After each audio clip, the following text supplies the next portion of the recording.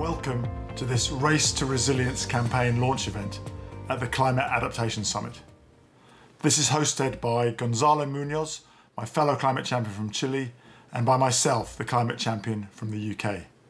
For those who don't know, we are appointed by the UK and Chilean governments to fulfil the mandate which was created by the parties to the UNFCCC in Paris, which is to galvanise climate action by non-state actors, which in plain English means anyone who's not a government who's a signatory to the UNFCCC. So that means business, investors, cities and regions, civil society and academia. And that's why Gonzalo and I are so pleased today to say that the Race to Resilience has been launched, that the race is on. And it has one simple and crucial goal, which is to catalyse the actions of non-state actors to build the resilience of 4 billion people from vulnerable groups and communities all around the world by 2030, so that we arrive at a place where we're not just surviving climate shocks and stresses, but thriving in spite of them. This is a campaign for all countries, and it's a sibling to our Race to Zero campaign, which we launched last June. And both races are needed to succeed to deliver a 1.5 degree resilient world. And to be in the race, you have to be part of an initiative that is taking actions to build a resilient future. And we're now inviting such initiatives to express their interest to join, and we'll be hearing from some of these later in the event. So if you're interested in joining the team and joining the race, and if you're part of a national, regional or global network, details on how to do this will be shared afterwards. Over the last year, I've been on a deep journey where I've been reaching out and in dialogue with people all over the world who are working on resilience, and I've learned a lot. And one of the big lessons is that it has to put people and communities at its heart. So before we hear from Selwyn Hart, the UN Secretary General's Special Advisor and Assistant Secretary General for Climate Action, I'm really pleased that we're going to be hearing in a moment from some people at the front line of climate change working on resilience.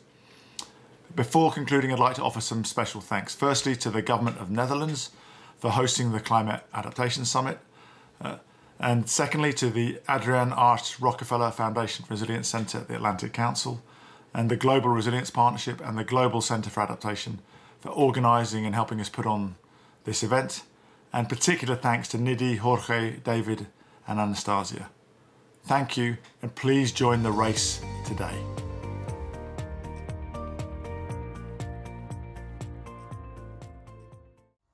The world is faced with many challenges, many uncertainties. Climate change, high levels of poverty, and now the COVID-19 pandemic, which has led people into further poverty. Of late, we have seen frequent droughts, which are related mainly to issues of climate change. Like areas which used to receive adequate rainfall are no longer receiving the same. And that is all mainly in the rural/agricultural sector. Then the other side also is when we receive the rains, we have seen some settlements being flooded, and in some instances, sadly though, quite a number of settlements being affected, like the housing, the roads, the infrastructure getting destroyed because of too much rainfall in a short space of time. Due to the effects of climate change, we have experienced a lot of challenges, which is on waste management and the flooding. And when it comes to the houses, most of the houses, they do collapse because of the areas are being flooded in our communities. When we have a disaster in our country like floods and this current COVID-19, I think resilience should come from the communities based on what the communities want and based on what the communities need. I think maybe what is also important to appreciate is what is actually motivating this. That I think over the period, you've noted that our governments have become weaker in terms of their capacity to respond to these issues, be it financially, I think politically, the governance system are not in shape at the moment. So basically, there is no one listening to the communities, or rather responding swiftly to issues whenever they occur. So the only way for these communities to kind of continue to survive is for them to be in groups, that is to use their collective approach. So at community level, using the collective approach, that is what is currently being done to kind of engage and also craft locally based initiatives. We have community-based enterprises, but it's at a small scale. And these are being trained how to manage the waste.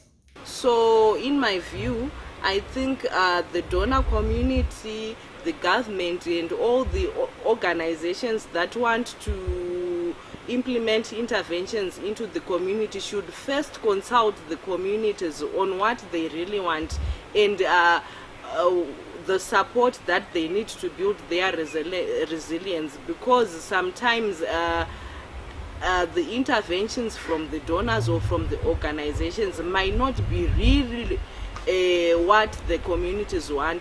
We need to be trusted. We need to be trusted and to be recognized as partners, not victims or beneficiaries only.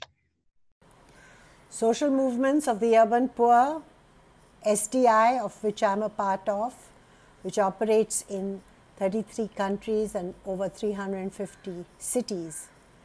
We pledge our commitment, support, and total involvement in the race to resilience, and we will work side by side with our champions towards this. Therefore, building resilience is a very important part of our work. Being able to bounce back from a difficult situation, that's what resilience is all about. And our work looks at building resilient communities.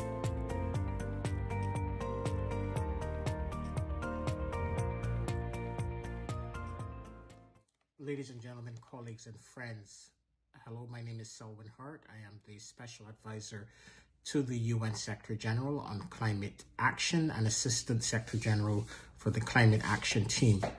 We've just seen how important building resilience to the impacts of climate change is for grassroots organizations and communities from developing countries.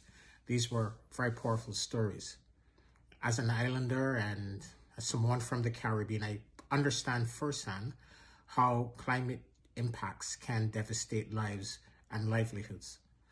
A little over a week ago, UNEP launched its most recent adaptation gap report. It underlines the story that we've all heard before and reminds us that as temperatures rise and impacts intensify, nations, cities, businesses, and investors and other non-state actors must urgently step up action to adapt to the new climate reality we all face. This is why the Secretary General is calling for a breakthrough on adaptation and resilience this year. And he has placed 5 acts on the table. First, he's asked donors and MDBs to commit to direct at least 50% of their climate finance support towards adaptation and resilience. Secondly, he's asked to integrate climate risk into all policy making, investment decision making, and budgetary processes, and provide developing countries with the tools to do so.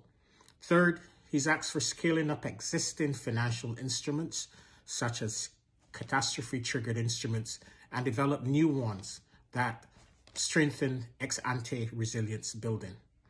Fourth, he's asked for easing access to finance, especially for the most vulnerable, the SIDS and the least developed countries.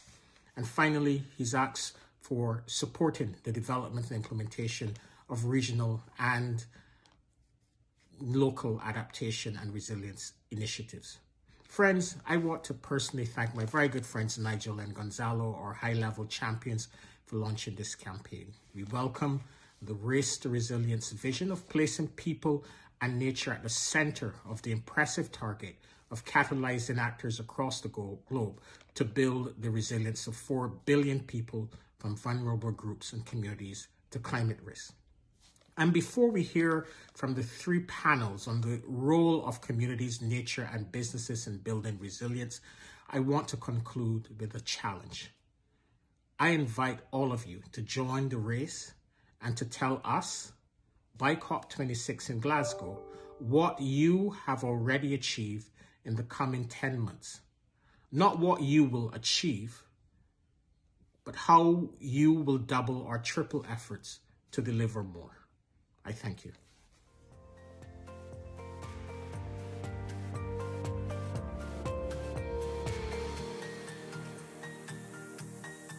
Hello, I'm Kathy Bachmann-McLeod, Director of the Adrienne Arsht Rockefeller Foundation Resilience Center at the Atlantic Council. And on behalf of the Extreme Heat Resilience Alliance, or ERA, we are thrilled to support the Race to Resilience campaign. The ERA is a group of 30+ individuals, city leaders, companies, and more dedicated to addressing and reducing the risks and impacts of extreme heat to vulnerable people around the world.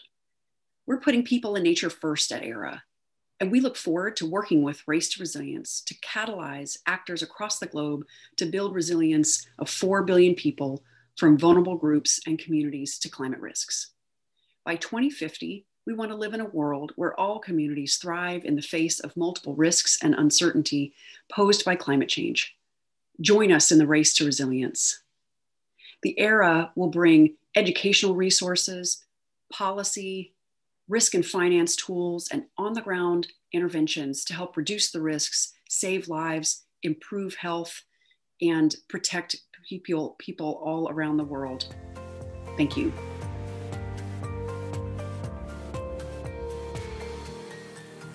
My name is Silvia Hart. I'm the Director of the International Center for Climate Change and Development at the Independent University, Bangladesh, in Dhaka, Bangladesh, where I'm speaking from. And my center also coordinates a network of universities in the least developed countries called the Least Developed Countries Universities Consortium on Climate Change, LUCCC, or LUC for short. And on behalf of both my center in Bangladesh and the Least Developed Country Universities Consortium, we are very pleased to be part of the Race to Resilience initiative. We work particularly with the vulnerable communities in each of our vulnerable countries, and what we are trying to do is to enhance the resilience of the most vulnerable communities in the most vulnerable countries. And we look forward to collaborating with others in the Race to Resilience.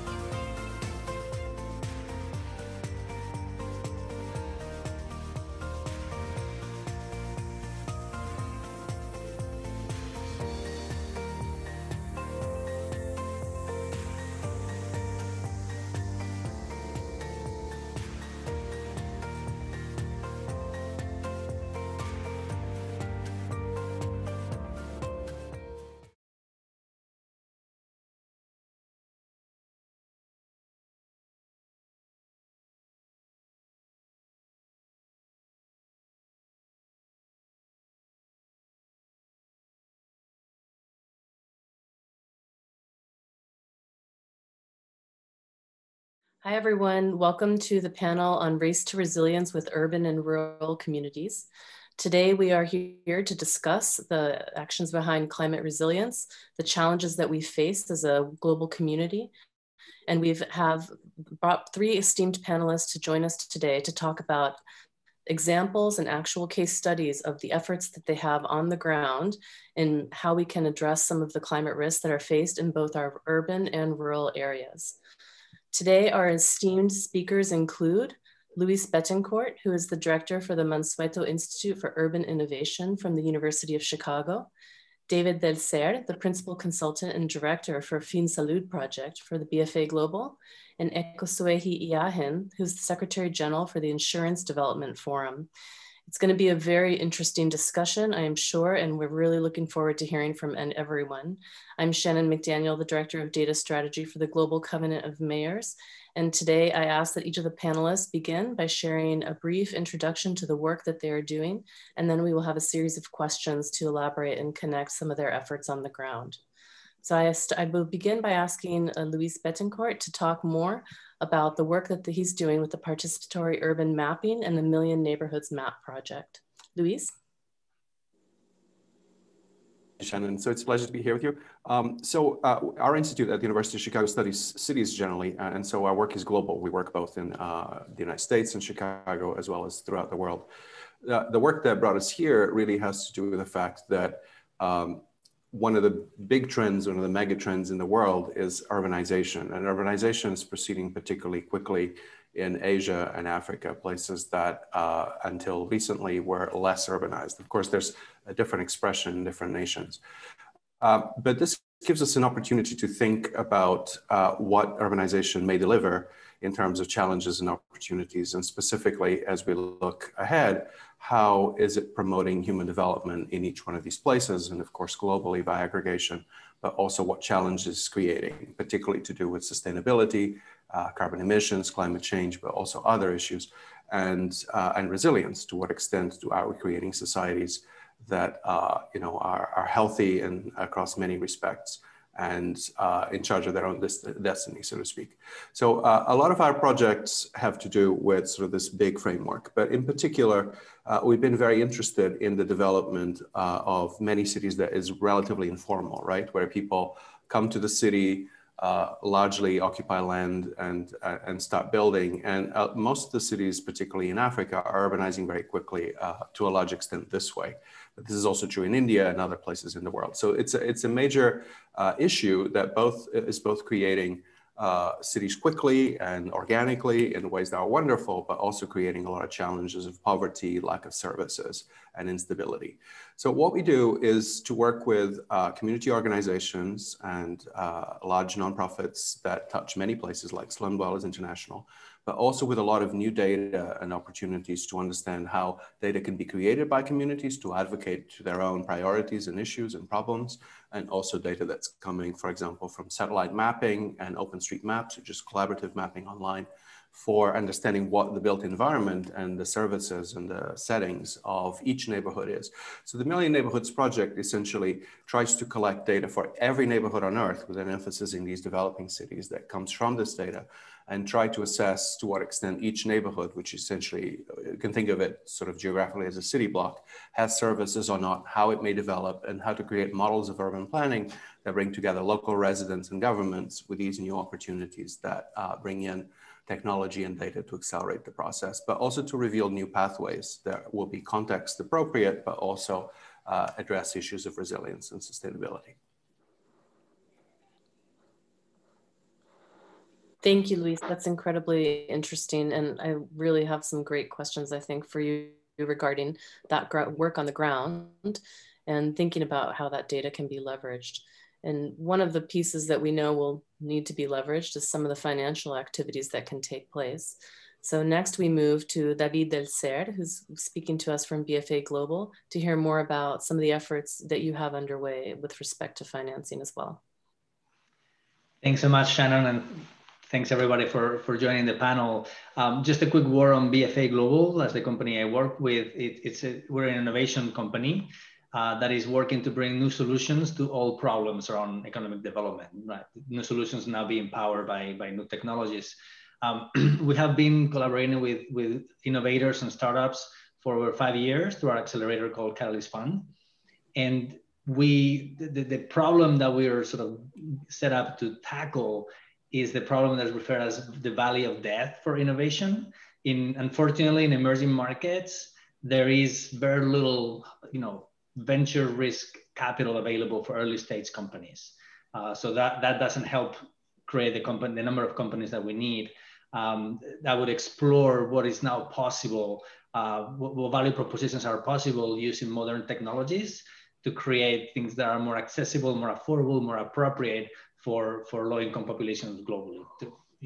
As Luis was referring to before, in particular, farmers and fishers globally, but also in Africa, are being forced to change their behavior because of climate change, essentially.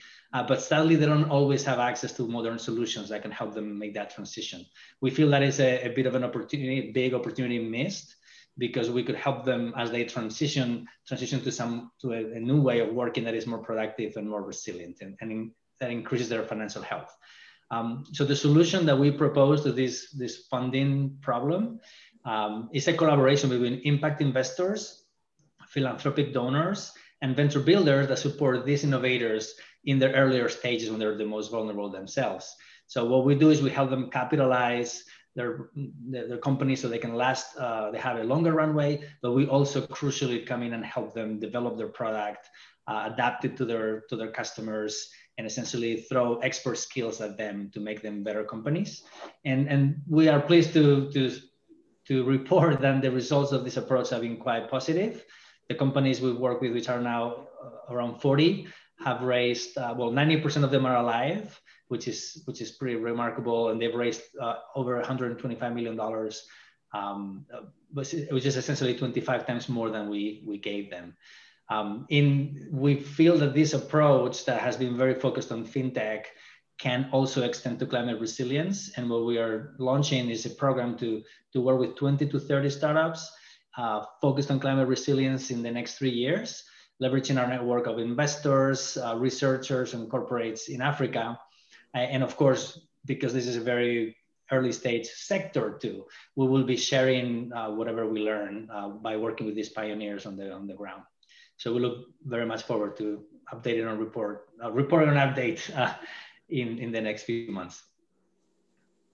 Sounds like there's quite a lot that you can share, and will be really interesting to circle back to you to hear more about some of the metrics of success that you've seen and thoughts on scaling. In the meantime, we turn now to ekkasuwahi Yahen, and you will share with us some of the ideas around reducing the insurance gap, another piece that's incredibly important for financial success and for creating some new and innovative tools for these communities as well. Yeah, so thank you very much, Shannon, and really to the other speakers who I think have touched on some really important points already. So the Insurance Development Forum, our purpose is really to extend and optimize the use of insurance and related risk management capacities to help build resilience and also support the provision of protection, particularly for low-income households who are exposed to the impacts of climate change, but also supporting the efforts with businesses, governments, etc. I think one of the key lessons we can all agree when we think about the impact of COVID and using it as an illustrative experience is that we need to become better risk managers. And the insurance industry can play an important role in terms of offering some of the kinds of solutions and tools that exist within the industry to support that agenda. And so for the IDF, this is a critical part of our mission, and a lot of our projects are centered on precisely that, which is how can we support, if it is households, governments, institutions, businesses, fundamentally, number one, in understanding what are the risks that we are dealing with. Because if we're talking about resilience, that has to be a central part of the conversation. What are the risks that we're dealing with? Is the information available in a way that is actually actionable and can inform decision-making as a starting point? And then secondly, another aspect of that is, can we create better tools, solutions for those communities that are particularly vulnerable? And we heard about the use of technology within that context. There's also a need for innovation. One of the things that I would say from an insurance industry perspective is that what we see across the globe is that when we talk about developing countries, significant rates of underinsurance. Most developing countries, the insurance penetration rate is about 3%. And so what does that mean? That means that when you do have catastrophic events, the burden of financing response falls on the state or it falls on individuals. And so the case that we are making is, can we leverage what we have learned through the industry to actually support better understanding of risk, but the provision of those solutions? But can we do that as a collaboration between both the public sector and the private sector? And again, referencing COVID and the industry in terms of the impact or the lessons we can learn when we think about climate change, is that we need to also be thinking proactively about bringing coalitions that can help us to address this. And so a lot of our projects are actually centered on bringing these partners together.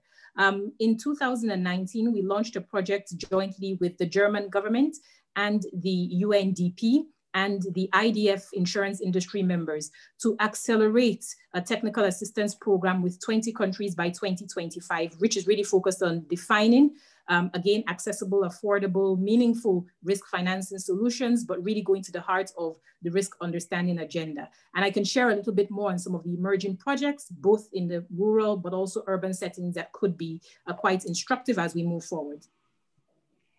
Thank you so much, Ekkasuwahi. I think there's definitely a strong interest in learning more about the projects and examples of successes or failures that you've had on the ground, and to hear more as well about your identification of, how the local governments and their understanding of risk, is it really up to snuff, and what do we need to do in order to improve that as well? But for now, I will circle back to Luis, and we will take on some of the questions that you flagged, or some of the ideas that you flagged around data connection. And one of the questions I wanted to pose to you was, the role of innovation in changing the conversation for informal communities in particular, in or near cities. Can you elaborate a bit on the resulting network of services that arise from needs within those communities? We will circle back to Luis. Unfortunately, I think he's had a connection issue. So David, I will move to you if that's okay. So I wanted to hear a little bit more about some of the strong success metrics that you've had with the acceleration model. And additionally, I wanted some thoughts from you on how finance can help to create and scale these solutions as well. Well, thank you for that question, Shannon. What we're seeing is that the different startups all progress at different speeds, which is expected, but we're seeing some phenomenal progress. Some of our startups have already delivered services in 2 years to over 2 million people, for example. One of them is called Cheaper Cash. It's an African company connecting African consumers so they can exchange money across borders or within a country. And they've grown to past 3 million clients in 3 years. So some of them scale very rapidly because there is already a big market of smartphone-enabled consumers waiting for better products and services. So that's one example. Of course, for these companies to grow so quickly, they need themselves financial services, right? They're offering inclusive financial services to low-income populations, but they need funding themselves, typically from venture funders, venture capitalists. And we are seeing, and this is a great change, that 5 years ago, fintech startups in emerging markets were very exotic, and no one in richer markets would invest, say in Africa, for example. That has changed very much. And now we see increasing activity from Silicon Valley investors, for example, that are thinking of emerging markets as just yet another market, not something exotic and out of reach. So we are very excited about what these new amounts of funding can actually do to grow the industry. It's really interesting. I think that there's a lot to be unpacked there, David. I wish we had more time. But in particular, drawing some of that interest from Silicon Valley also means an increase in the amount of data that's available for those communities, which can only be a huge benefit for them in particular. I totally agree. Thank you so much. We'll come back. But Luis, I think we have you again on the line. Hopefully your connection is okay. Were you able to catch my question just before you were dropped off? Great. Then please, you have the floor. Sure. So I think that one mistake is to think that these communities are not trying to innovate all the time. So we deal particularly, as I mentioned, with almost the poorest communities that often are characterized as slums or neighborhood communities. They're sort of developing in quite informal ways, sometimes quite far away from sort of government assistance and services. And so these communities are very entrepreneurial, but on a very, very micro scale, very small, small businesses, like the smallest you can possibly imagine. And they live in environments they're building themselves. And part of the issue is that they're exposed to enormous risk and a certain lack, indeed, of finance and other issues, but also supporting issues. So one of the issues is that public services is a universal challenge.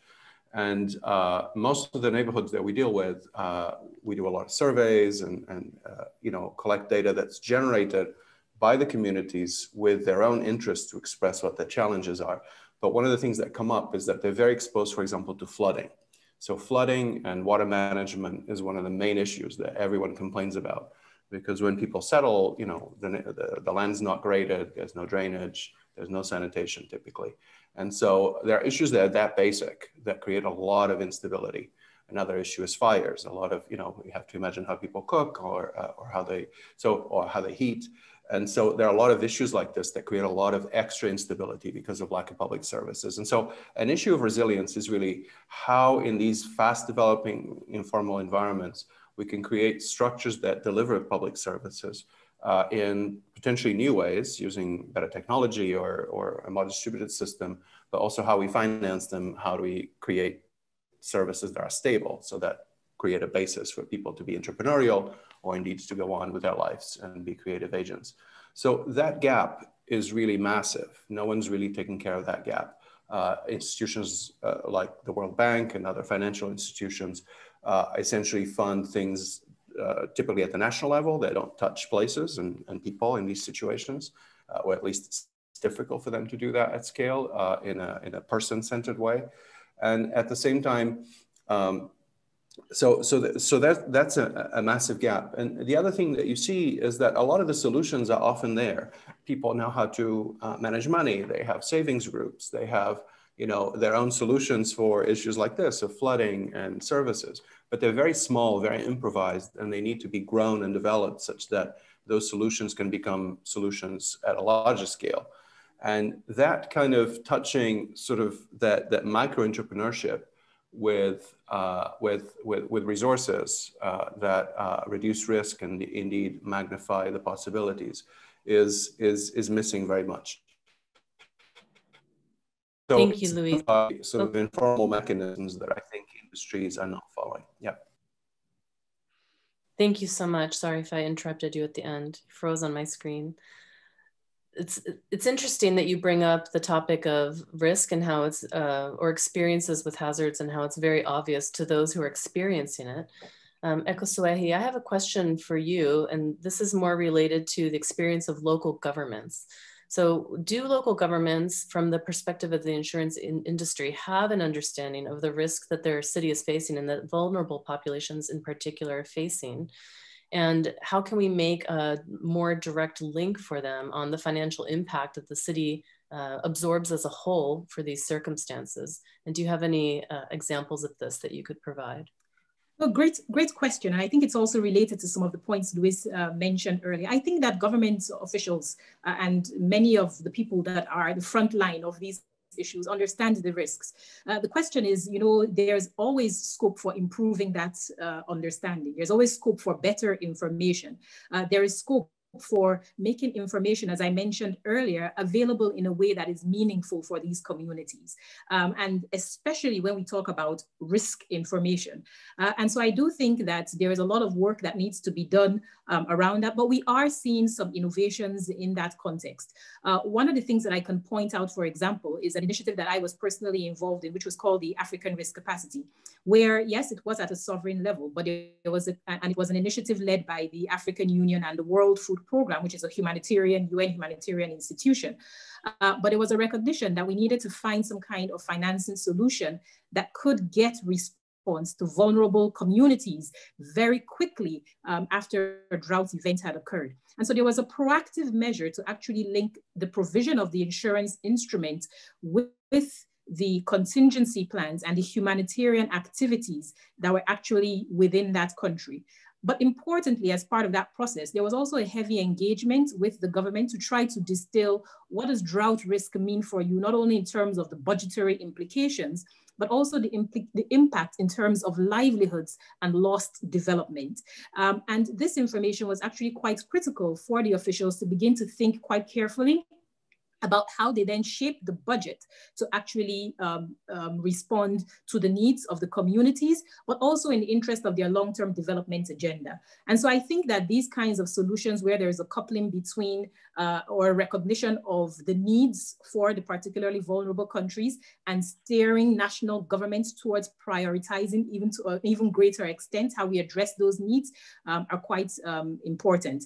Within the IDF, and I will touch on another example that we have, where it is a collaboration between the IDF as well as the government of Peru, the Ministry of Education, the Ministry of Finance, and the Domestic Insurance Association of Peru, to undertake a project where the government was concerned after the El Nino floods of providing some kind of insurance coverage for public schools, 50,000 public schools. When you have a flood event and these schools are destroyed, the infrastructure is destroyed, children are out of school for a while, there's an impact on families, there's also an impact on the government as a result of this. And so their thinking was, can they work with the insurance industry to help them first and foremost to build a database, a stock of public infrastructure, public schools, which they can use to inform broader risk management practices, but also the structuring of insurance.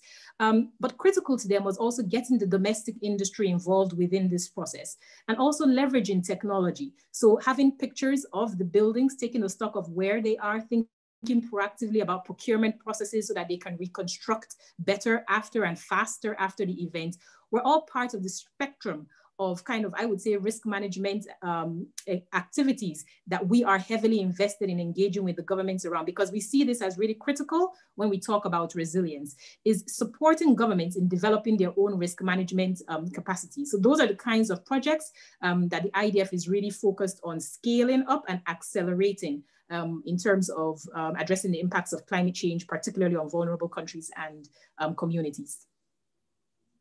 Thank you so much, Ekkasuwahi, and really important to continue the collaboration where you're increasing not only the amount of knowledge for the insurance industry, but for the communities themselves as well. It's a record of where we are at and how the communities are growing.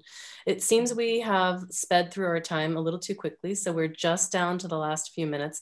I wanted to give everyone 30 more seconds and to quickly answer a quick question. So for David, I was wondering if you could provide very quickly an example of startups that are bringing insurance products to the underserved, or any that are connecting rural and urban settings. Yeah, we did not expect, but we ended up having 5 to 6 insurtech companies within our portfolio. I'll give you one example of a company in South Africa called Mobilife. They offer life insurance products and funeral insurance products using technology to distribute them. And they're pursuing a very innovative partnership with a company that has a network of 200,000 shops in all over South Africa that can do the retailing of the insurance product. So they connect with each other via APIs, essentially over the internet, and can, with this collaboration, can reach massive numbers very quickly. So that would be my example for the 30 seconds. Thank you, that's great. For Luis, can you elaborate a bit on the broad range of data that's available from different cities, and how in areas where maybe they're data poor, though some of those experiences can be brought in from places where it's data rich, and you can share broadly across the urban and rural spectrum as well, where some things might still be informative, and even though the setting is quite different? Yes, there are several sort of layers of this. So on the one hand, what's happening is that a lot of communities are mapping themselves, sometimes for the first time, again, because they're informal and their built environment is changing a lot. So they're doing that using cell phones and GIS-enabled devices, and then devices online like OpenStreetMaps, which is collaborative, allows them, but also other services that are coming up to allow them to do this, to make sense of their situation in place. And essentially creating maps, but then also plans as changed maps. They're essentially, from the technical point of view, probably better than what a planner could be able to do, because there is not local knowledge embedded.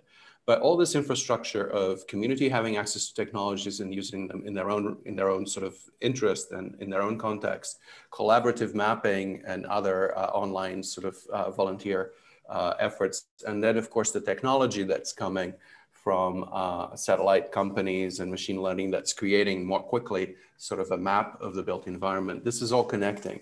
And so we see our role a bit as inverting the usual process of large companies and large international organizations coming in and telling people what to do, but rather to do sort of solve the paradigm of urban planning, right? Which is that we should be doing people-centric development where the knowledge and needs of people somehow drive the process.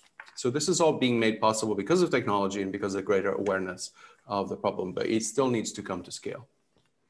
And hopefully changing the story so you're empowering those that are living in these communities rather than having them have someone else come in and tell them how to behave. Ekkasuwahi, this is not a 30-second question, but I'll ask it anyway. What do you think is the role of regulatory approval with new technology? And how do you see that this already does or potentially will affect risk with financial instruments? Yes, 30 seconds is not enough, but I will attempt. Regulation is extremely important. Insurance is a regulated industry after all. And I think that one of the things that we are seeing is that we're hearing a lot about technology and how technology can help in terms of supporting financial inclusion. We could put it in that broad term. But the regulators in many of these countries are not necessarily up to speed with the kind of pace of technological innovation that we're seeing being introduced to these markets. And so there is a need to also focus importantly on that, because that's about protecting the consumer, protecting these same communities that are vulnerable, and look to the governments to actually protect their interests. And so I think that this is actually a critical piece when we talk about the role of technology in supporting resilience.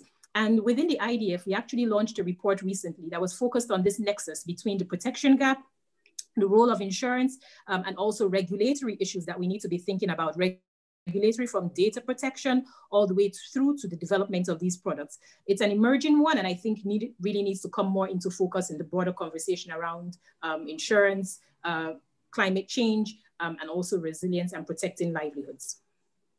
Thank you so much to all of you. This was a fantastic, very brief conversation, one that I hope that can be elaborated, but from touching on the parts of data and gathering on the ground to building out financial inclusion for communities and looking at how insurance can help mitigate risk in the future. I think we've covered a very broad spectrum that's very important to be inclusive with these vulnerable communities and to think about how cities can take action and make plans to build more resilient, secure, and sustainable cities in the future. I really appreciate your time today, and thank you all so much for being here. Thank you, Shannon. Thank you.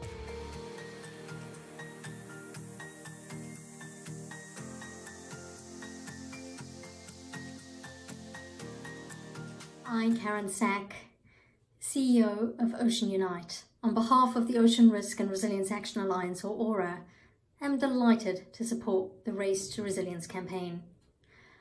ORA is a multi-sector collaboration working to build resilience in the regions and communities most vulnerable to ocean risk by driving $500 million of investment into coastal, nature-based solutions by 2030. We are working with partners around the world to develop insurance and finance products for coral reefs, mangroves, and other coastal habitats, as well as the people whose lives and livelihoods depend on them. We're putting people and nature first, and we look forward to working with Race to Resilience to catalyse actors across the globe to build the resilience of 4 billion people from vulnerable groups and communities to climate risks. By 2050, we want to live in a world where all communities thrive in the face of the multiple risks and uncertainty posed by a changing climate. Join us in the race to resilience.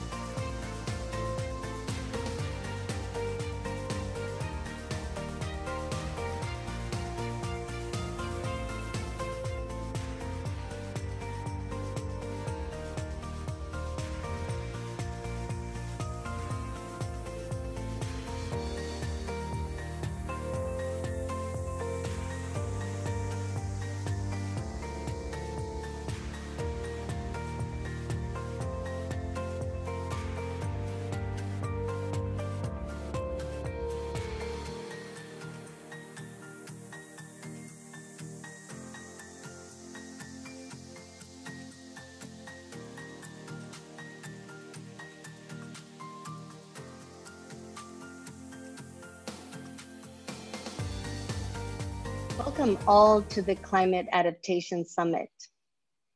We in the High Level Climate Champions team are very excited to host this panel on nature's place in the race to resilience. Nature is not only the very foundation of life, nature and the ecosystem services it provides are an essential component of the overall global effort to achieve the Paris Agreement and the Sustainable Development Goals. Considering this and the urgency of tipping points of planetary boundaries, we must succeed globally in becoming nature positive by 2030 and achieving scientific goals for both biodiversity and climate change in this decisive decade. This includes having regenerative production systems, particularly regenerative food systems, restoring over 350 million hectares of degraded land, and protecting 30% of land and ocean by 2030. I want to stress that we must do this and more because nature provides enormous opportunities for livelihoods, for regeneration, for job creation, and it is the foundation for climate resilient societies. My name is Irene Suarez, and I am the lead of nature-based solutions for the high-level climate champions. Martin Berg and Kathy Baumann, Walter Vergara are the panelists of this panel on Race to Resilience. And I will have the honor of moderating this panel. It is a pleasure to be here with you three, and you can see their bios in your screen right now. The purpose of this 25-minute panel is to discuss, from a non-state actor perspective, opportunities to unlock the role of nature to enhance resilience. The Race to Resilience, launched by the high-level champions Nigel Topping and Gonzalo Munoz in the Climate Adaptation Summit, will provide other opportunities to hold dialogues such as this one. In this opportunity, this panel has a particular focus on the opportunities of financial aspects. So let us begin our panel with you, Kathy. You for many years have led on both innovation and resilience. After many years of scientific research, community outreach, policy strategies, and multiple stakeholder efforts, you have set out mechanisms to support resilience. How are innovative financial mechanisms supporting communities and ecosystems' role to protect the most vulnerable? Irene, I think the best example I can give is the recent success of an insurance policy on a stretch of the Mesoamerican reef in Quintana Roo, Mexico. And for many years, when I was at the Nature Conservancy, my colleagues and I, with the community and the state of Quintana Roo and so many others, the Hotel Association of Quintana Roo and of the tourism area there, of Puerto Morelos, we work together to think about how, if we know that the reef is acting as a natural seawall and the reef is under threat from climate risks, climate impacts, particularly storms that were breaking off those protective top corals, how could we use the risk industry? How could we use insurance to bring private capital to help repair and sustain the reef's ability to protect the coastal economy, which is $10 billion every year in Quintana Roo for beachgoers and all the folks that come. And during COVID, just this last year, during a pandemic, 1 million people still visited. And so just to give you a sense, and so the community works in the hotels and there are tour operators. And so we worked with Swiss Re to figure out how can we create an insurance policy that pays to the reef. And so we were successful in doing that. And there are all sorts of resources to share more about that, which is a short panel today. But in essence, the reef protects the shore, and the shore is the economy, and it's the jobs of the local community. And so this approach is being replicated now in the Great Barrier Reef and in Indonesia and Florida and Hawaii, Guatemala, Belize. And so it's not just reefs, but other natural resources can be insured, urban forests, et cetera. And, you know, we have a saying, nature reduces risk. It's really simple and really true. It can be quantified and it can be monetized. And that is part of the innovation.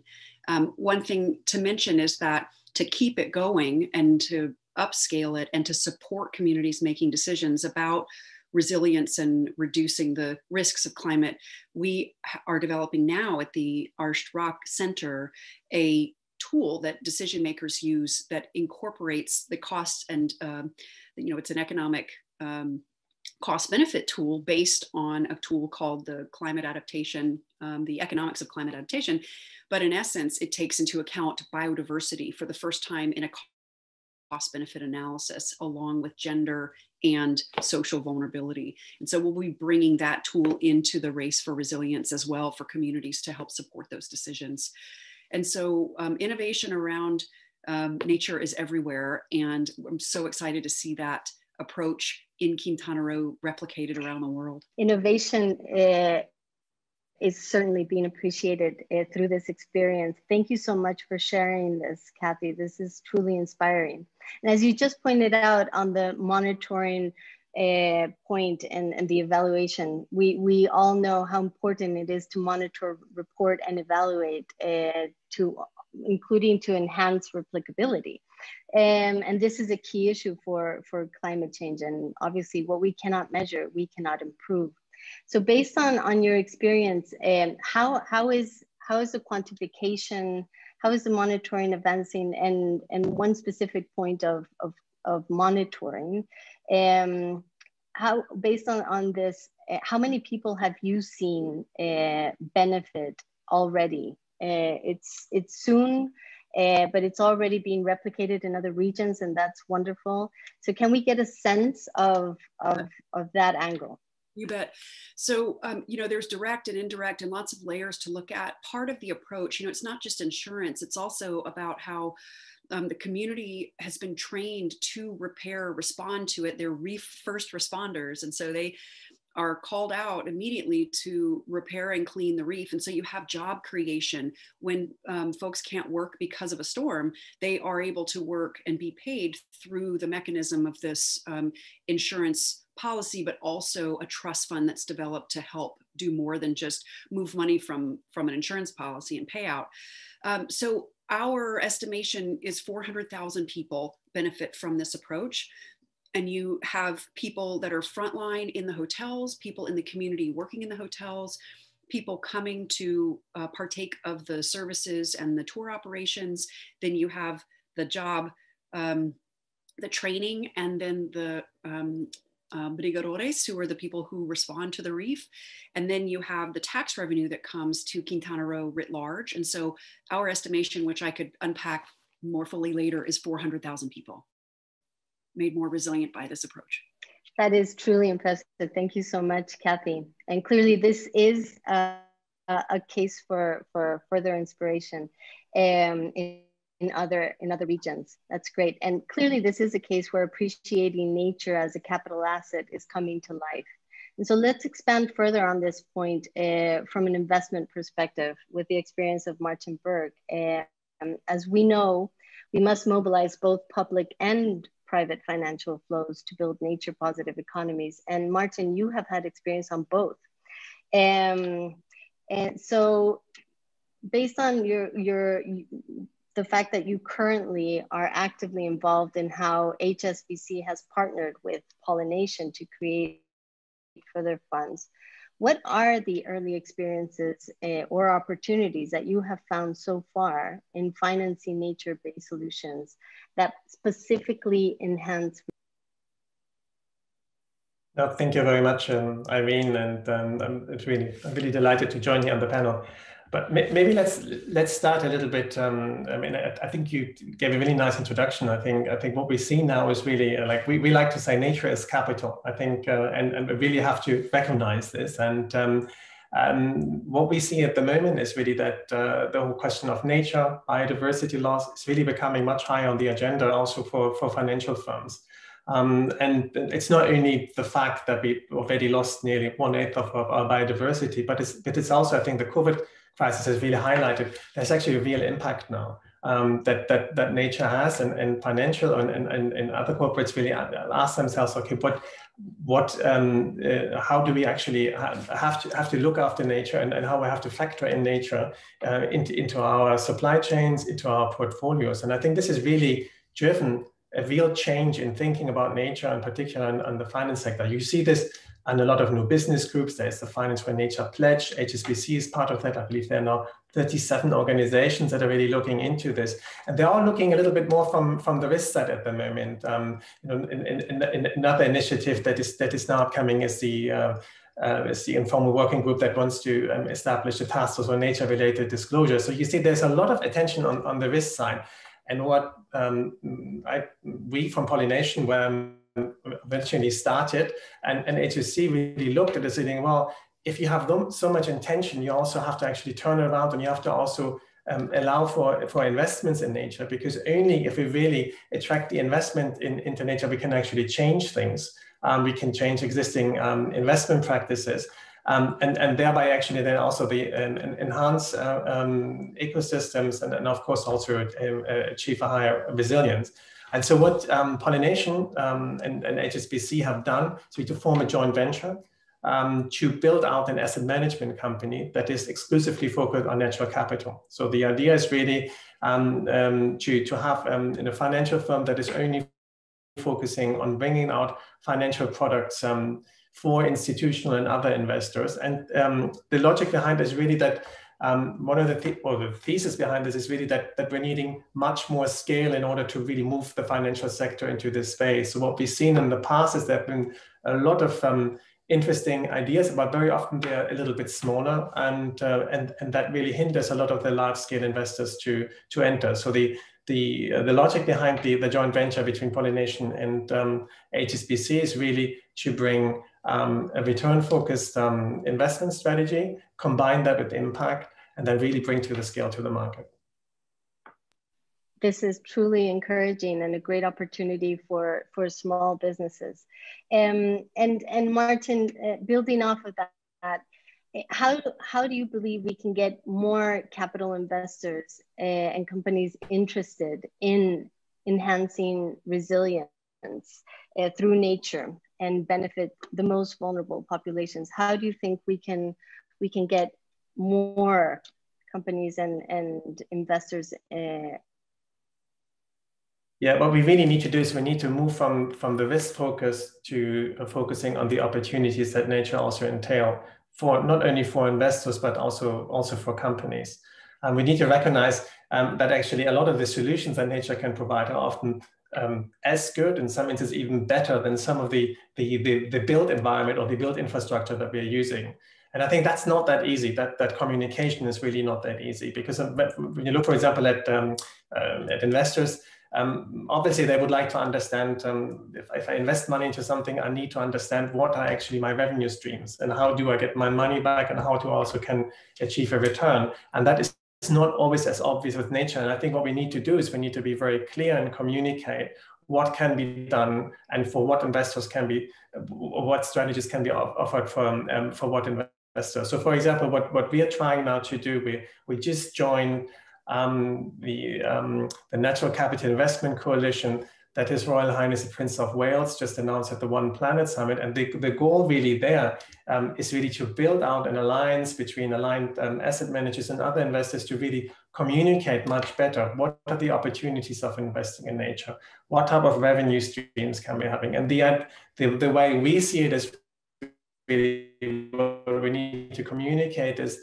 that there are investment opportunities where we can actually use the impact in not only to do the right thing on the ground, not only to do good, but actually to also to do well. In that sense, for example, you mentioned regenerative agriculture practices. What we see is, where we have concrete examples, is by investing by imposing changes in the project, going more regenerative, we can actually achieve over a longer time horizon not only higher impact on the ground, but also a higher financial return. So this is really a nice example where we're having an opportunity to combine both, to attract long-term private sector investment with on the other hand also really an impact focus, and they were also obviously focusing on resilience, because what we see on many of those projects is the reason why they're producing more impact is because they're more resilient. So we have a lot of examples where agriculture practices were changed, where from a sudden different crops could be planted, and where a parcel of land becomes much more resistant also to floods and to droughts.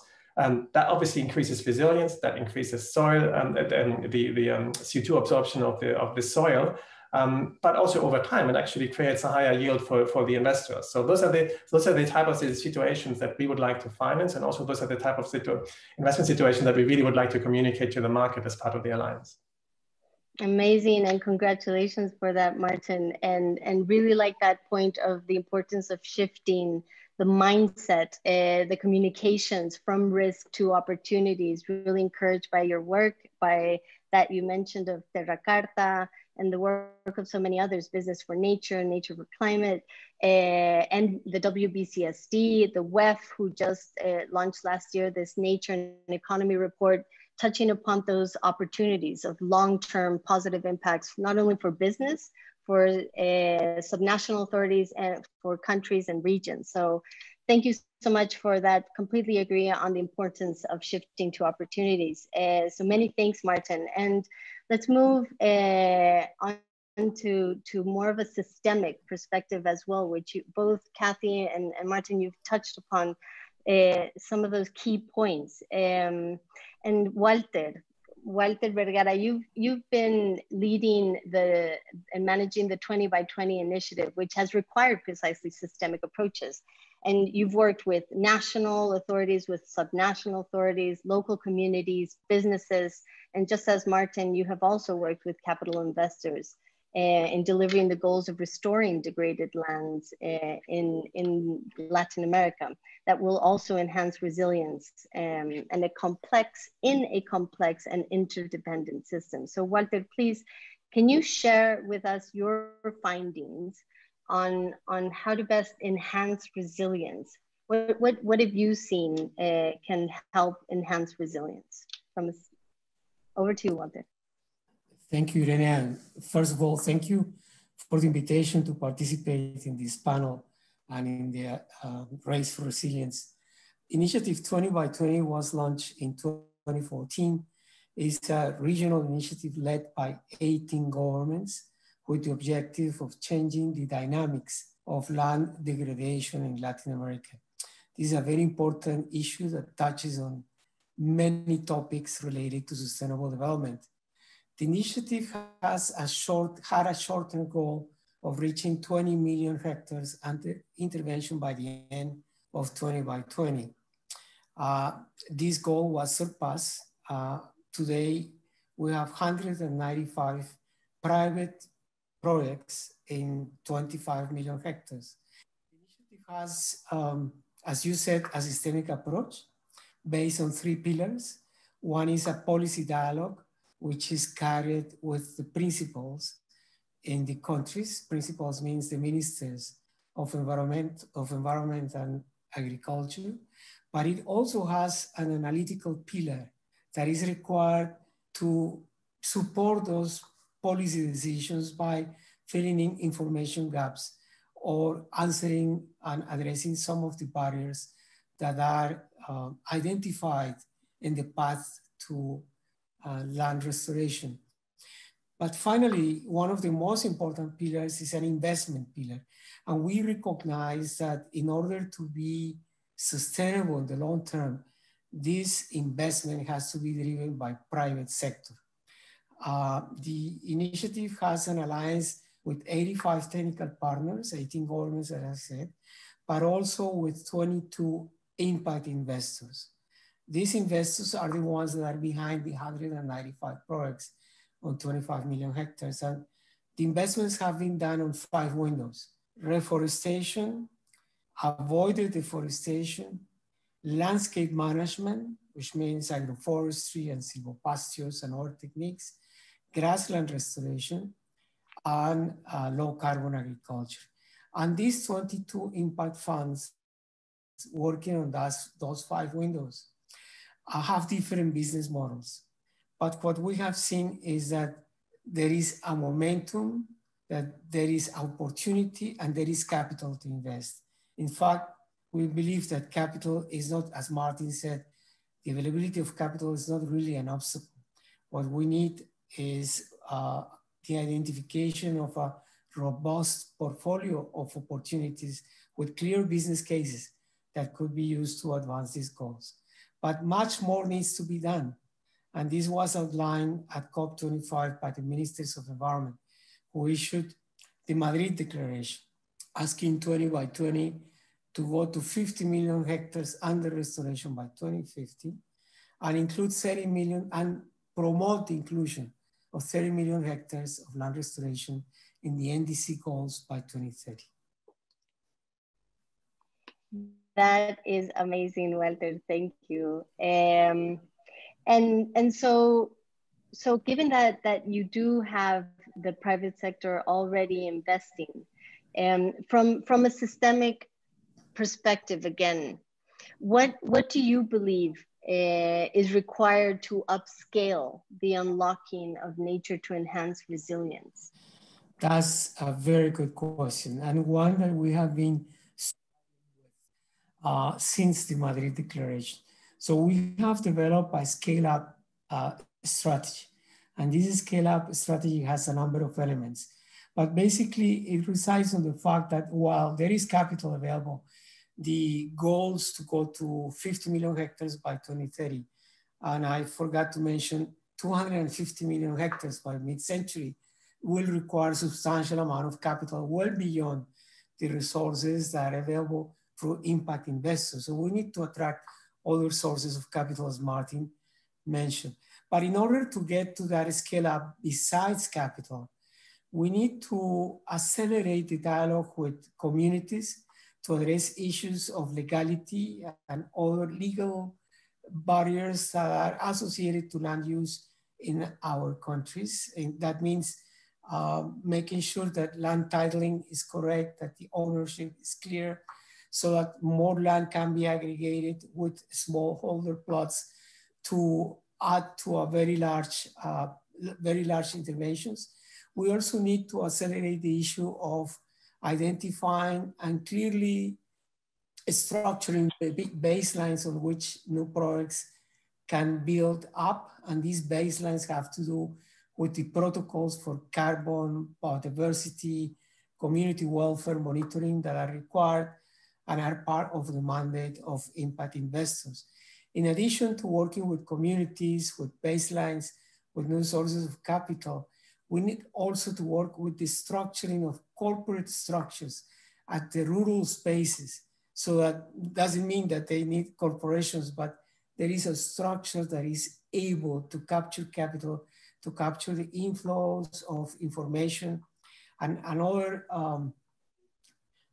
inputs that will facilitate a scale up in the process. So all those 4 activities are part of this scale up effort. I'm happy to say that we already have a number of projects that will go from 10,000 hectares to 500,000 hectares that are being designed at the moment.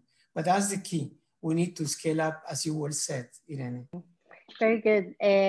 Thank you so much, Walter, for pointing to those structural issues that are so important for this upscaling. So it is clear that nature's role to face climate change is already being delivered. It is visible, and we are measuring its impact.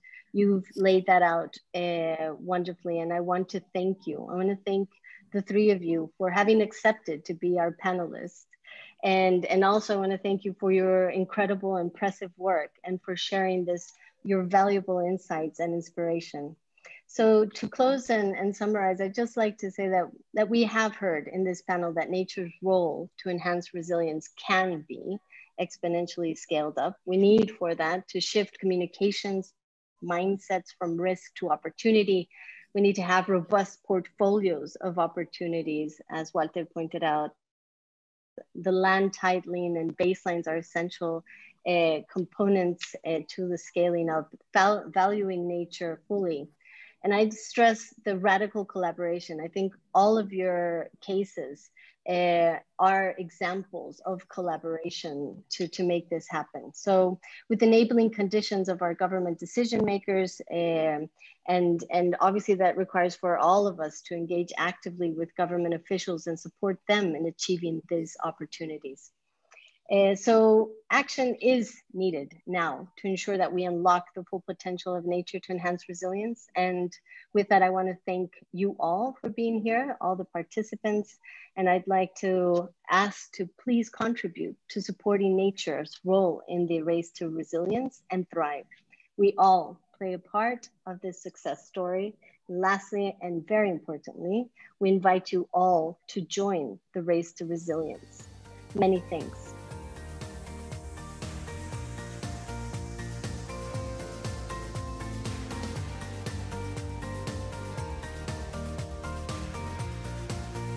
I, Jay Coe, Chair of the Global Adaptation and Resilience Investment Working Group, GARI, on behalf of GARI, am delighted to support the Race to Resilience campaign. GARI is a U.S. nonprofit organization that brings together global private investors, investment advisors, governments, companies, entrepreneurs, and climate experts to discuss how investments will be affected by physical climate risk and what opportunity there is to invest in climate resilience. GARI is an official partner of the UN Secretary General's A2R Climate Resilience Initiative and is sponsored by the Lightsmith Group, Kresge Foundation, and State Street Global Advisors. The race to resilience is the race to a resilient world, where we don't just survive climate shocks and stresses, but thrive in spite of them. For this, we need private investments into resilience for businesses and communities to prosper. By 2050, we want to live in a world where all communities thrive in the face of the multiple risks and uncertainty posed by climate change. Join us in the race to resilience, where increasing investment into resilience is an absolute essential. As a partner of the Race to Resilience, GARI will bring its members together to increase their ambition to support safeguarding individuals, society, and the economy against the physical risk and impact of climate change through increased investment, entrepreneurship, and innovation. Climate risk is today risk.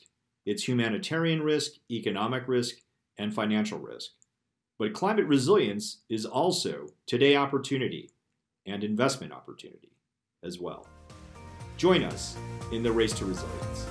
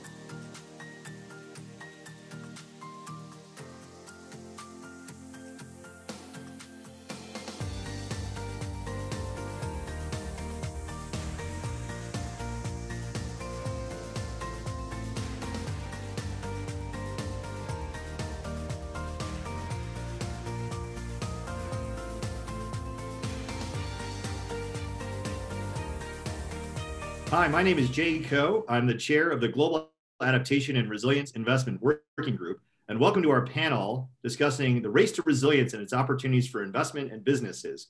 We have a fantastic group of experts here today that represent investors, strategic companies, and new technology entrepreneurs to talk to us about how the race to resilience creates opportunities for investment and increased ambition. So we'll just get started by jumping in with Marion. Marion, you work with a leading UK pension fund and are also heavily involved with the Institutional Investors Group on climate change. And would love to hear how you see awareness of the risk of climate change among investors, and if you can give some examples of that. Yeah, well, I think investors are increasingly aware of climate risk. I think their knowledge of physical climate risk is poor. It's really poor. I mean, well, that's a problem across society. You know, the science is strong, but the awareness is very low. You mentioned that I'm here with two hats on. So as an environmental pension fund, you can't work in environmental without understanding the impacts of climate change. I'm here as well with the IIGCC, so this collective group of investors who are looking at physical risks. I'm doing some work alongside the Australian Super Fund around that. So here's the first thing I would love investors to do. Every pension fund I know is looking at net zero. I don't know if you can see that on screen. Getting to net zero is the thing. But all those investors also need to think about building resilience, because even if you invest in a wind farm, if it's in the wrong place, it could still be a stranded asset. And that's the problem. So what do we need to know to understand physical risk? Well, the first thing, we need a lot more information coming for the companies that we invest in. They have the information, we want them to disclose it. We want to understand what are their risks. We know that if if companies are going to disclose, it's more likely they disclose in relation to their operations. What about the supply chain? What about the markets? So that's something that's really important. And every single company will be exposed to different risk, and we need to understand that. Now, as a fund, whenever we make our change to our investment portfolio, we then analyze it in relation to a 2-degree world, a 3-degree world, a 4-degree world. How's that going to impact on our investments? Every single fund manager we have, we ask them every time we meet them, how are you managing physical risk on our behalf? And we even turn up at AGMs and we ask the questions to the boards direct. What are you doing to manage physical risk? And you can bet your bottom dollar, every time we turn up, we're pretty much the only person asking about physical climate risk. That has to change. Investors have to change too. That's great, Miriam. Thank you very much. Sounds like you have an awareness of the risk on the physical side, not just the transition risk as an investor, and want that broadly disseminated across the investor landscape, and asking companies about assessing that risk and understanding that risk, which brings us to Catherine. As a strategic at Bechtel, how do you see this risk and awareness of that risk, and what kind of information is available to actually provide investors and other folks in the business and investment community with that kind of information? Catherine? Thanks, Jay. Well, I look at it a slightly different way. So as Bechtel is a service company, we are an infrastructure delivery company. So when we think of resilience, we're really thinking of it in two ways. One is resiliency projects that we might be able to undertake. And so that's where a locality has identified a risk and wanted to create some sort of physical infrastructure to protect from that. So that might be sea level rise, reinforcement, coastal reinforcements, or it might be flooding, additional flood absorption capacity, or what have you. So kind of a resiliency project. The other piece of it, which is probably much more pervasive and much more common and that we can act on right away, would be integrating resiliency considerations into existing or already planned infrastructure projects. So more and more, but very slowly, owners are starting to ask for climate risk and resiliency evaluations and assessments. That element is incorporated into the sustainability rating systems for infrastructure projects. So programs like Sequel in the UK, Envision in the United States, ISCA in Australia, they all have credits that you get for identifying, assessing, and developing mitigation strategies and commitments for climate risk and resilience. So there are those, it's just asking the question, if you're an investor, and whether you're investing in a project or a company, it's, as Marian said, you have to ask, and get people to start thinking about it. And then depending on the context, for us, a project, it depends on where the project is in the world, what kind of data is available in the methodology. Then you get down to the brass tacks of, well, how do you really figure out what that risk is and what the appropriate response is, or the range of responses, because you might not want to protect against the very highest risk from the outset because the cost might be too high. But you can protect against sort of a medium risk within capacity and capability to add to that protection as time goes by and as the risk emerges and maybe more money is available or what have you. Well, that's great. It sounds like there is absolutely the technical capability at Bechtel and other types of folks out there to analyze this kind of risk under multiple scenarios and provide that information to investors if they ask for it. And that there's a real need to start to integrate that into the way that we think about investments going forward, in addition to looking at the risk in existing investments. And let's turn to Cody, who's a leading entrepreneur with a transformative system-changing kind of technology that responds to some of the risk that we're talking about in the climate change universe. So Cody, if you could tell us a bit about your strategy and technology and how climate risk is a driver in that universe. Yeah, so what we do at Source Global is we bring the principles of renewable energy to water. We do for water what solar did for electricity. And I'll tell you a little bit more about how we do that a little bit later, but just to, on the risk front, I sort of think about it in two buckets. One is sort of the static condition and the other one is the dynamic condition. So the static condition is that today, about 4 billion people around the planet experience severe water scarcity at least 1 month per year. And just about 3 billion people experience that for almost half of the year. And this is not a purely an emerging market problem. This is not purely a sort of desert problem. This happens across every country on every continent on the planet. And that's the static condition. And it's been that way for a long time. Now, the dynamic condition, the mega trends, whether we're talking about sea level rise induced saltwater intrusion into island-based communities, aquifers, overdraw related issues, the fact that there are about 500 billion liters of bottled water sold globally every year. That corresponds to 1% of all anthropogenic carbon is in bottled water. And it's not a luxury for most people. 95% of the market is people using bottled water as a mechanism to get around failing infrastructure. And of course, that results in a huge amount of plastic waste. On the African continent alone, 40 billion hours a year are spent fetching water by mostly women and girls. And that number is going up. So the headwinds are substantial, and that's layered on top of probably the greatest problem facing humanity, right? You think about Maslow's hierarchy, the base of that pyramid, food, water, shelter, the challenges with water are substantial and growing.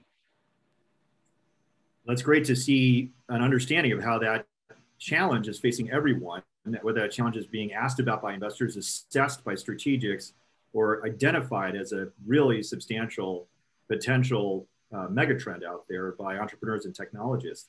But this is not the race from risk. It is the race to resilience. And so what we're talking about really here is opportunity for investment, opportunity for technology, for services, for long-term asset owners to not just react to or respond to the impact of climate change, but to thrive in a new environment on the other side of it with increased ambition. So Marion, if I can turn it back to you, can you think about or describe for us how investors are thinking about the opportunity for investment in resilience, and and what stops them from having greater ambition or increased opportunity around the investment side of the resilience question? Marion? Well, yeah, I think, well, for us, I mean, we've set a target, 17% of our assets we want to be invested in solutions that tackle climate change, be adaptation or mitigation. And for us, that's a driver. We need to go out and find those opportunities. I asked one of our sustainable equity managers what's in our portfolio, and actually he identified 26% of our investments with that particular portfolio was addressing climate change. So things like we were investing in generators, we're expecting more power disruption, we're investing in water infrastructure, better facilities to hold, store, drain floodwaters. I mean, this is just going to be needed. I mean, these opportunities could be vast. Green bonds are coming along from governments. I mean, that is something that's going to be really interesting. We want to invest in green bonds. We want to be investing in the resilience agenda, not just in the transition agenda. It's important as both are. I want to also talk, if I may, Jay, about nature-based investment. I hear so much about this. I mean, for me, this is the holy grail. We're already doing this on the mitigation side. We've got, we're investing in sustainable forests, generating carbon credits. What about on the resilience side? What if we could get to a place where we could, for example, manage flood risk? We could do it in a way that protects nature, enhances nature, provides some societal benefits, generates a return for the investor, given our fiduciary duty, we have to generate this return. For me, that is a win-win-win, and that's something that I think would be fantastic. Well, it's great to hear nature-based solutions in this context considered by real institutional investors. If you think, at Lightsmith, where I wear my other hat, we're focused on investing around climate resilience and adaptation. And that's kind of an all of the above strategy. We need conventional solutions, new technologies, nature-based solutions to attack this enormous challenge that we'll be facing for multiple generations now, the impact side of climate change. We need all of these kinds of activities to really be pushed forward. Now, Catherine, on the kind of strategic side, with the expertise at Bechtel and other companies like it, where do you see the opportunity set, and what unlocks more of that ambition and potential investment?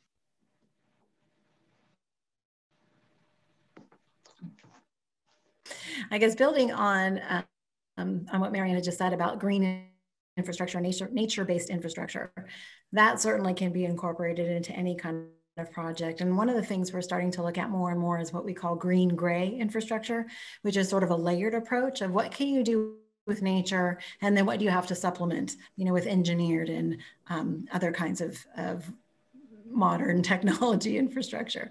So the more we can combine those kinds of things, the better. And I think there's a real opportunity there. There's also an opportunity to try to achieve more than one thing at a time. So when you're thinking about resiliency strategies, and especially something like flood risk or protecting against that, if you can develop an infrastructure that serves multiple purposes. So some examples of this might be parks that have a stream around them, and they serve as overflow areas to absorb the extra stormwater when it comes, and those 1 in 1,000 years or 1 in 100-year events. But yet most of the time, you can use them as a wonderful community amenity. The other opportunity is in terms of design standards and the way you approach things. So again, when you think about resiliency and what you need to kind of protect against, and maybe it's heat, or maybe it's sudden and more extensive rainstorms, then when you're designing a place or a neighborhood or a block or an expanded growth area, you start to put in things that can help with that. So arcades or porticoed colonnades as a design standard for that area, so that then you can get shade, you can get shelter, it also looks nice, and everything's kind of uniformity. And we did that on a project in Africa. We were looking at an expansion zone for a city, and we said, well, here's, for the design standards, we'll just include this. So as you're building, you need to follow these rules. So there's opportunities to integrate things like that at little cost. And then there's opportunities to try to, when you're investing in a project, to make it serve multiple purposes. And I think that's where you can do resiliency on the cheap, so to speak. That's great to hear that there's this upside to it, right? There's benefits by designing these things as we kind of shift to a different integrated approach in a new environment. We're not just trying to protect ourselves from damage, but also generate a different set of opportunities to thrive in a more challenging or more complicated environment going forward. Turning to that opportunity side, Cody, would love to hear about the technology and how opportunities are being created to invest by the need for resilience, and even not just in conventional expansion or incremental change, but the potential for systemic transformative technologies to be brought to bear to bring a totally different architecture to the way we think about it. Yeah, when I think about, so I've been in the renewable energy space broadly defined for about 20 years, and the challenge, of course, with renewables is that we solve sort of big macro challenges, but not necessarily human factors challenges. And one of the things I'm really excited about with what we do at Source, with Source hydro panels, which are basically look like sort of thicker than normal solar panels, that instead of making electricity with sunlight, we make water with sunlight and air only. So no pipe input, no electrical input. So really taking the principles of renewables, right? That it's distributed, infrastructure free, sustainable, and no input cost, right? Sunlight is free. And applying that to water, meaning that anywhere on the planet, effectively, we can establish an array of source hydro panels and provide drinking water to communities, to schools, to homes, to hospitals, et cetera. We're now doing that, as I said, in 48 countries. And we're solving problems, everything from island communities where overdraws and saltwater intrusion have left them needing to have basically water boated in, to communities where they normally are getting water trucked in, or any number of other issues where you may have internally displaced peoples or refugees where water infrastructure just doesn't exist and there is no additional water resources. So really taking or leveraging the principles of renewables to bring abundance to what is otherwise quite scarce. Just here I'm sitting in Scottsdale, Arizona at the moment, and just up the road is the Navajo Nation, the largest indigenous piece of land in the United States. Out of 150,000 Navajo, 54,000 have no water. And so they're driving long distances to Flagstaff or to Gallup to get drinking water. So the population, the highest per capita COVID rates in the country.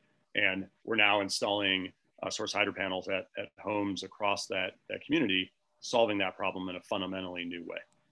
Well, it's great to hear how technology has really now shifted to meeting some of these new challenges with the potential for dramatic opportunity for investors to begin to deploy capital against this and scale solutions into this new environment driven by increased demand here. Potentially for service providers that analyze and integrate these kinds of technologies and solutions into projects going forward. And necessity and demand driving demand for innovation with entrepreneurs like Cody and Source Global kind of pushing the envelope here in terms of new types of solutions going forward. we have a limited amount of time left and plenty of other things that folks can talk about in the race to resilience. But I wanted just to leave this panel with each of you giving a quick thought on a scale of 1 to 10. What do you think the awareness is currently among the folks that you work with in your investor community or in your strategic corporate community or in the entrepreneurial community about the need for resilience? And then again, on a scale of 1 to 10, what do you think the opportunity going forward really is? In this race to resilience, it's important to know where we start and where we can go to. And I'd love your thoughts on a quick 1 to 10 there on both those questions. Miriam? A very paltry 2, I'm afraid. On the awareness side, and on the opportunity side? Opportunity side is endless. I'd go for a 10. I mean, we need this stuff. Yeah, 10. Fantastic. 10 Catherine? I was going to say a 3 for awareness, but because some that are aware are taking action and doing it, but there's a lot that don't say anything about it. Although they're aware of it, they just haven't acted upon that awareness, I guess. And then in terms of opportunity, relative to lots of different opportunities, but I definitely say either a 9 or a 10, because there's, when you're anything that we're building, we're going to build for a long time. We don't build disposable things for, around us. And so those things got to last. And we know that they're going to be facing dynamic conditions, as Cody said. And so we've really got to integrate this with everything. So I'd say 9 or 10. Cody?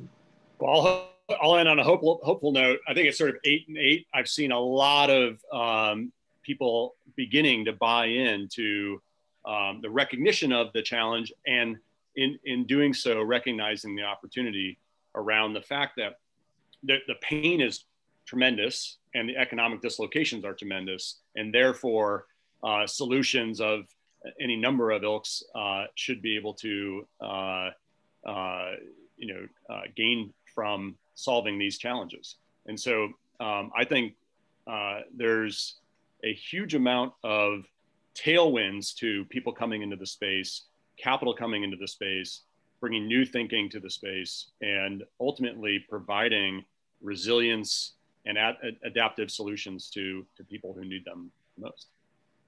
Well, I think that's a great collation of numbers. I think we're in the 2 to 3 averaging up with Cody's 8 on the awareness side. I think that's the whole point of making those two numbers start to meet, where the opportunity side at an 8, 9, or 10 is met by the awareness. So the race to resilience, which we hope all of you watching this will join us in, is a race for businesses and communities and innovation and capital, but also for awareness and action going forward. So maybe one last question quickly for each of you.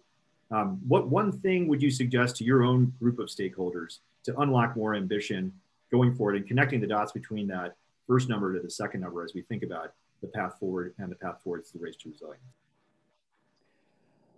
I think to learn from others. I think when investors get together, I think there's a great energy generated. And I think we've seen as net zero, it just sparks ideas, debate, and people follow each other. I think that's the way forward, working together. I think that is absolutely what we see in the Gary working group as well, is when investors can talk to governments, to other investors, to entrepreneurs, to climate experts, that joint race to resilience, not individual races to resilience, absolutely, but really can move everyone forward in a really important way. Catherine? I think, as I said earlier, it's about asking about it and thinking about it. And when you're going to invest, how can you be sure that your investment is really going to pay off, that it's going to be worth it, that it's going to accomplish the goals that you want it to achieve? And resiliency is a huge part of that, whether it's a company's overall strategy or, project-based considerations like I'm thinking about. But the other important thing to mention is it shouldn't just be looked at project by project, but we also need to be thinking of resiliency of systems.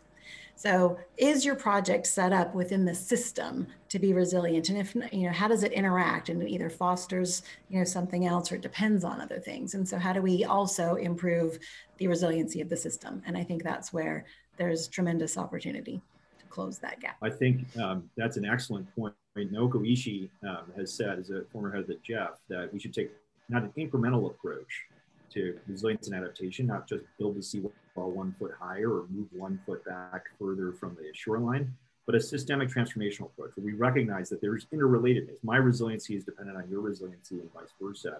And that long-term systems transformation, including nature solutions, including conventional solutions, including new technologies, is kind of a critical component of that as well.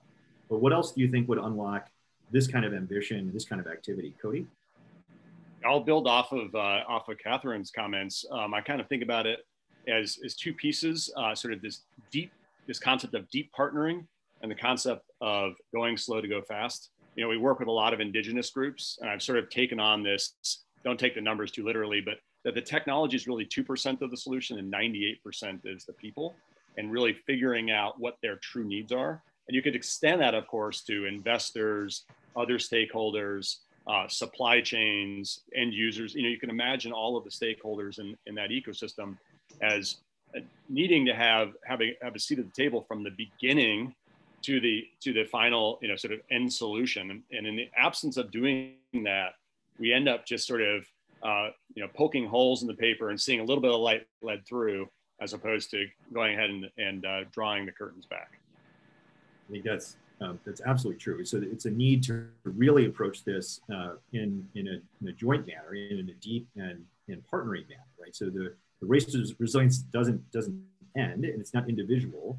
It involves really kind of thinking about this deeply. I think one of the key focal points in the targeting of the race to resilience is a focus on benefiting people, right? With a target of reaching, safeguarding, increasing the resilience of up to 4 billion people by the target date set by the climate champions. And I think all of the things you're talking about, whether it's investors supplying that capital and making those inquiries, thinking about resilience, folks thinking about that in an integrated systems-oriented way, and then providing this concrete solutions and technologies to solve that problem are really critical to making it to that point. So I'll let you each have one last word in a call to action in the race to resilience. Would love just to hear one last thought, that if you could reach the folks out there that are watching this panel today, what would you leave us with today? Miriam? I'd say that the resilience agenda is just as important as the net zero agenda. And I think it's great, this initiative, Race to Resilience, to raise the profile amongst all of the community members. Thank you. Catherine? Yeah, I just think the consciousness has to be there. The request needs to be there. And well, not even a request, we should demand it. We need to demand that all investments, whatever they're in for anything in the future, really incorporate a resiliency assessment and a commitment to resiliency as part of the protocol going forward.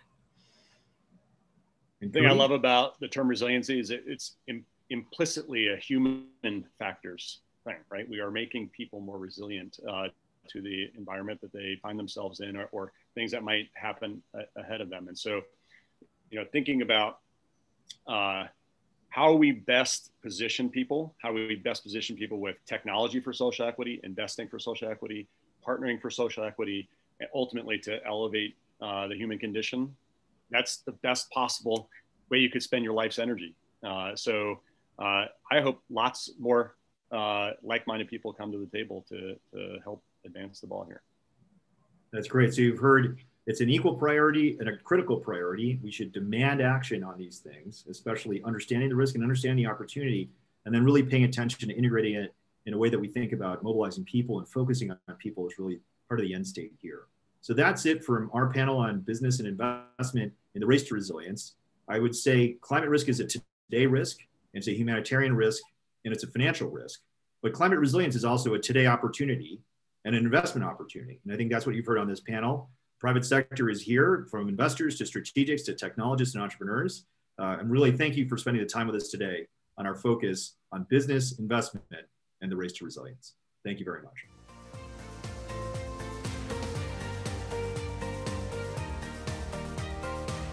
Patrick Verkooyen, I'm the CEO of the Global Center on Adaptation. Because while we have seen today the case for ambitious adaptation is clear, it's clearly not happening at nearly the pace and scale required. The pandemic has ushered in an era of multiple intersecting systemic shocks, and one of its casualties is climate adaptation. At the GCA, our latest report, State and Trends in Adaptation, it shows that investment in climate adaptation fell last year, even as more than 50 million people were affected by a record number of floods, droughts, wildfires, and storms. The pandemic is eroding recent progress in building climate resilience, leaving countries and communities even more vulnerable to future shocks. Building resilience to climate impacts must be a vital component of our response and recovery efforts as we look to build forward better from COVID-19. Race for Resilience is an incredibly important initiative, and I would like to personally thank Nigel Topping and Gonzalo Munoz, our high-level champions, for making it happen. We're all in this race together, and we simply don't have a moment to lose. The stakes could not be higher. Successful adaptation and resilience will be instrumental in creating a more sustainable, healthier, and fairer world in which we all live within the resources of our planet. Here at GCA, we strongly endorse your ambition target to build the resilience of 4 billion people, and I look forward to working closely with you to ensure we accelerate adaptation action to leave no one behind. Thank you.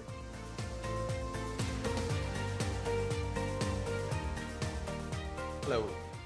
First, I would like to thank Patrick for his excellent remarks and endorsement of the Race to Resilience campaign. Patrick, we're so delighted to be working with the Global Center on Adaptation, and definitely Nadia and I wanted to thank you for all your hard work in making the entire Climate Adaptation Summit such a success. Really, really well done, my friend.